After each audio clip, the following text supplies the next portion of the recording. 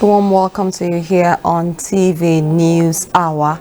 This hour on TV Sapientia. The top stories today.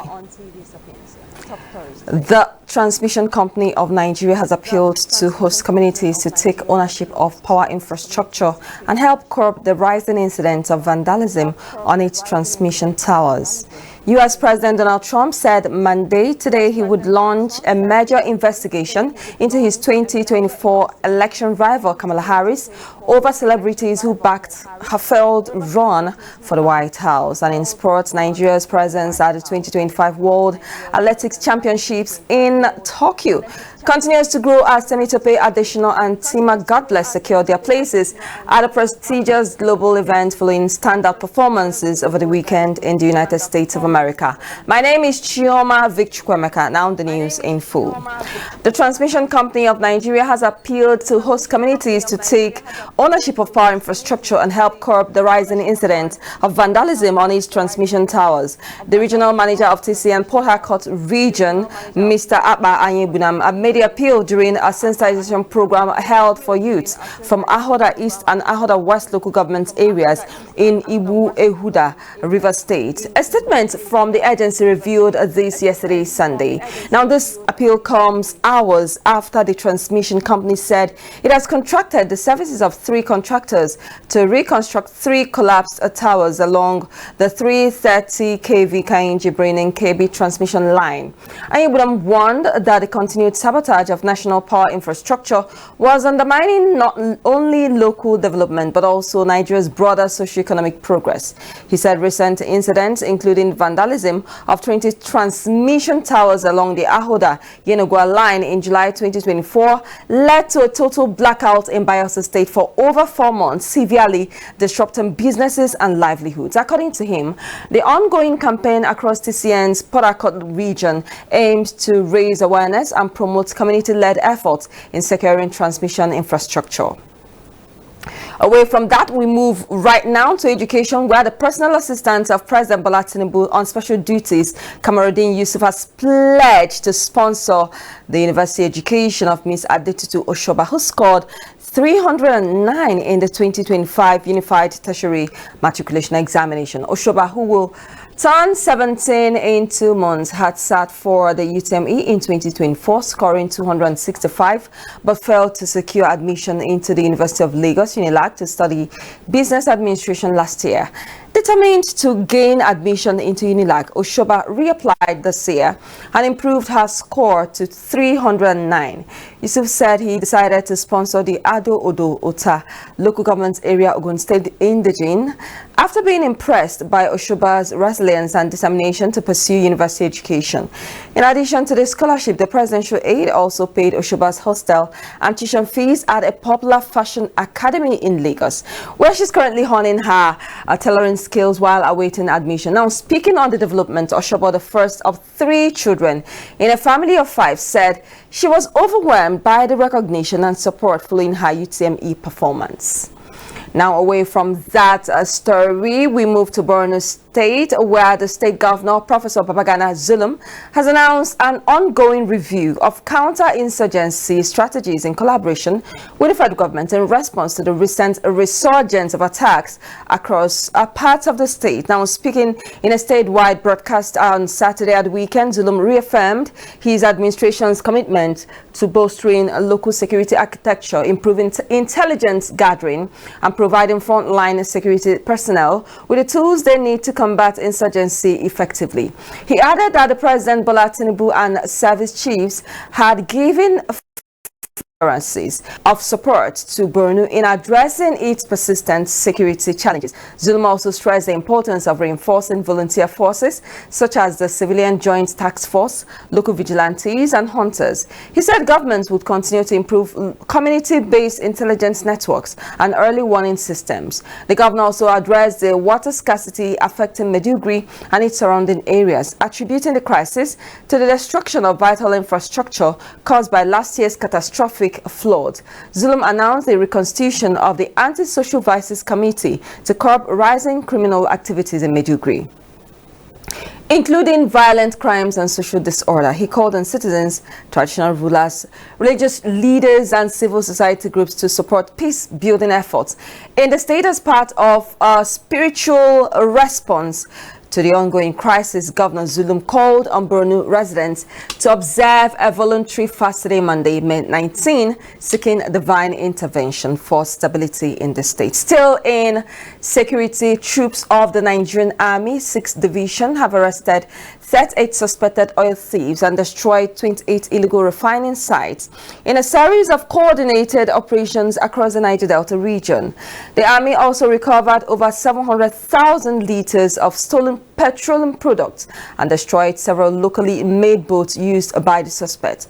This was disclosed in a statement on Sunday by the Acting Deputy Director, Public Relations 6th Division, Lieutenant Colonel Jonah Danjuma, who said the feat was achieved through a joint operation involving sister security agencies. Danjuma said the feat was achieved during an operation which lasted 6 hours by operatives of the Army and other sister agencies. According to Danjuma, the operations were carried out between May 12 and 18 and covered multiple flashpoints in Rivers, Niger Delta and Akwa Ibom State.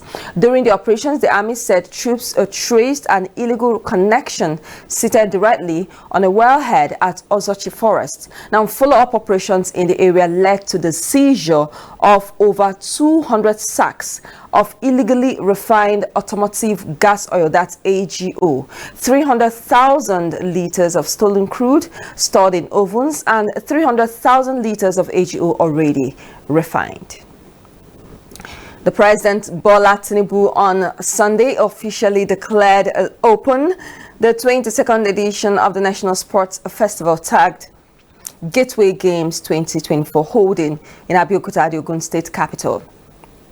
Now, Tinubu, who was represented at the event by the Vice President Kashim Shettima, charged the participating athletes to compete favorably with integrity in the spirit of true sportsmanship. The opening ceremony held inside the main bowl of MKO Abiola International Stadium, Kuntu, Abeokuta, also had in attendance former President Olusegun Obasanjo, the Nobel laureate Professor Wole Soyinka, governors for Anambra State, Osun and Ekiti State respectively, that's Professor Charles Soludo, Abiodun Oyembanji, and as well as Ademola Adeleke. Right? Other dignitaries were the Director General of the National Sports Commission, Bukola Olopade, former governors of the state, Chief Olusegun Osoba, and Otumba Benga Daniel, currently representing Ogun East at the Senate. A former international, Dr. Segun Odubami, among other top political functionaries and sports enthusiasts from across the country. The festival is believed to have attracted over 10,000 athletes, and of course it will hold between May 16 and 30, 2025. President Tinubu, while declaring the sporting fiesta opened, said that the sport remains the soul of Nigeria's togetherness, saying nothing unites the country like sport. He said the government recognized sport as a way of life, hence the reorganization of sport administration to become a standalone, that's a National Sports Commission. President Tinubu said his government has broken the sport administration from the shackle of vested interest and politics. Still in security, no fewer than 152 security operatives, including soldiers, police officers and members of the Nigeria Security and Civil Defense Corps, have been killed in attacks by non-state actors across Nigeria between January 2 and May 13, 2025. Now, this figure compiled from media reports and data from security think tank SBM Intelligence underscores the growing toll of insecurity on the frontline personnel in the country. Analysts say that the real number may be significantly higher due to underreporting in conflict zones. The violence has not spared civilians either. In a separate report, Beacon Security and Intelligence Limited disclosed that at least 4,702 civilians were killed and 3,739 abducted between January 1 and April 30, 2025. Several major incidents during the reporting period revealed the persistent threat faced by Nigeria's security forces. Security analyst Oladele Fajana described the frequency and intensity of these attacks as deeply troubling, stressing the need to overhaul Nigeria's intelligence architecture. Now, in Anambra State, the state government said that it has received with great concern numerous complaints from citizens regarding disruptive and harmful activities of some masquerade revealers and their accompanied groups during masquerade festivals and other celebrations. Now, a statement signed by the Commissioner for Culture, Tourism and Entertainment, Mr. Don Oyenji, said, while the government fully supports the preservation and celebration of Igbo-rich cultural heritage, it strongly condemns the reported acts of violence, extortion, and public disturbances perpetrated under the guise of different festival. The comments and statements noted that specifically there have been alarming reports of physical assault on innocent citizens, motorists and keke napep riders, extortion and intimidation of passers-by, causing fear and panic among residents. It noted that these actions are unlawful and unacceptable and are contrary to existing laws in Anambra, and urged all presidents general of town unions and traditional rulers to immediately rein in the masquerade groups and their followers, ensuring they operate within the bounds of the law. Still in Anambra State, the governor's wife, Mrs. Nonye Soludo, has flagged off the second phase of the Healthy Living Organist Garden program for communities and secondary schools in the state. Now, the ceremony, which was held in Oka, also saw the inauguration of Healthy Living ambassadors who would head Healthy Living School Club activities in 100 selected secondary schools in Anambra State. Now, in her address during the event, Mrs. Soludo explained that the Healthy Living Garden program is targeted at getting the students early in life to embrace agriculture, imbibe hard work and love charity by recognizing the importance of maintaining a garden from where they would get common staple crops needed daily in the family. She also spoke of the Pad Bank initiative launched 2 years ago in schools, but regretting that schools have not maximized the gains of such initiative. Inaugurating the school ambassadors, Mrs. Soludo said they have been carefully selected because of their capacities, appealing to the principals of the schools to lend consistent support to the ambassadors. Earlier in her address, the chairman of Anambra State Post Primary School Service Commission, Professor Nkechi Kedugu, said that the launch of the initiatives by the governor's wife speaks of her commitment to the welfare, growth and development of the Anambra child. She further expressed appreciation to the governor's wife for the recruitment of blind teachers into the commission, adding that the commission today has 28 blind teachers who are teaching in schools in the state. In their separate remarks, the Commissioner for Health, Dr. Afam Obike, and the Commissioner for Local Government, Mr. Tony Collins Mabwane, said that initiatives of the governor's wife were designed to touch lives from the grassroots, observing that with their meticulous implementation, a whole lot of things are going wrong in families and the society will be corrected. Some of the school principals who received agricultural support, sanitary pads to start their pad bank, and other essentials for their schools during the event expressed gratitude to Mrs. Soludo and the Anambra State government, promising to give their best to ensure the success of the initiatives. Away from Anambra State and Nigeria, we move to the U.S., where we hear that President Donald Trump said today, Monday, he would launch a major investigation into his 2024 election rival, Kamala Harris, over celebrities who backed her failed run for the White House. Now, Kamala Harris sought to harness star power from celebrities such as Beyonce, Oprah Winfrey in the election race. Now, Winfrey defended a $1 million payment to her production company from the Harris campaign to cover costs associated with a talk show legend hosting the presidential candidates. Harris' team, meanwhile, denied rumors that she paid pop megastar Beyonce $10 million to appear at her rally.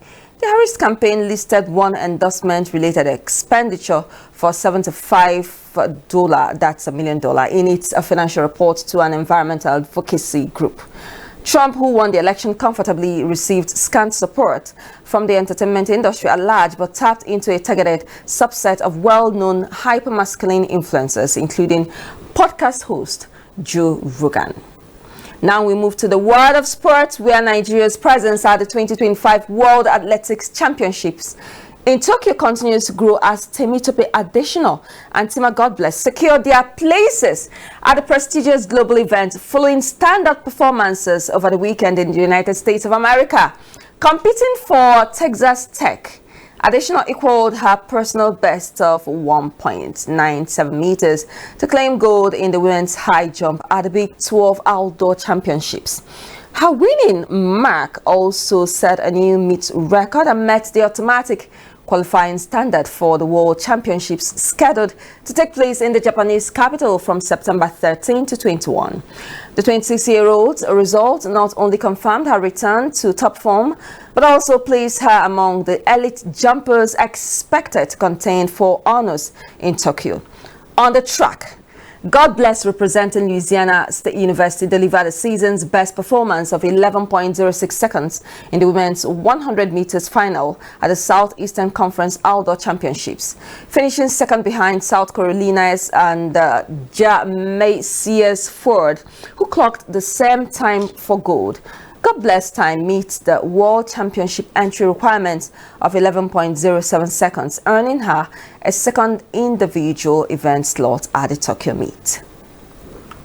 With our story in sports, we wrap it up on this hour's news hour. A quick reminder of our top stories. We told you that the transmission company of Nigeria has appealed to host communities to take ownership of power infrastructure and help curb the rising incidents of vandalism on its transmission towers. And U.S. President Donald Trump said today, Monday, he would launch a major investigation into his 2024 election rival Kamala Harris over celebrities who backed her failed run for the White House. And finally, in sports, Nigeria's presence at the 2025 World Athletics Championships in Tokyo continues to grow as Temitope Adeshina Godbless secured their places at the prestigious global event, following standout performances over the weekend in the United States of America. Well, that's it, and many thanks for joining us on this news hour on TV Sapientia. My name is Chioma Victor. Stay with us and thank you for watching. Do have a great Monday. Bye-bye for now.